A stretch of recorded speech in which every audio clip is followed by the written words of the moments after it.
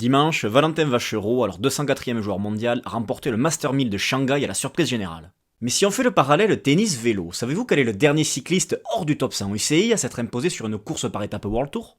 Bien sûr, je vais vous dévoiler son nom et tout vous expliquer, mais s'il vous plaît, avant ça, n'oubliez pas de vous abonner à Tagaz, ça m'aide énormément. Ah, la Chine et son Tour de Guangxi. Pas la course la plus prestigieuse du calendrier, certes, mais elle reste tout de même estampillée World Tour.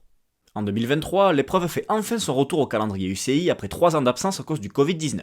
Comme souvent sur le Tour de Guangxi, les sprinters se disputent la victoire sur la plupart des étapes avant de laisser la main aux punchers et aux baroudeurs sur la dernière arrivée plus vallonnée. En 2023, tout se joue lors de la 4e étape avec une arrivée au sommet à Nongla après une montée de 3,3 km à 6,6% de moyenne. Et à l'arrivée, quelle surprise! Alors qu'on s'attend à voir les favoris se disputer la victoire, c'est un coureur de la Jumbo-Visma qui l'emporte juste devant Rémi Rochas de la Cofidis.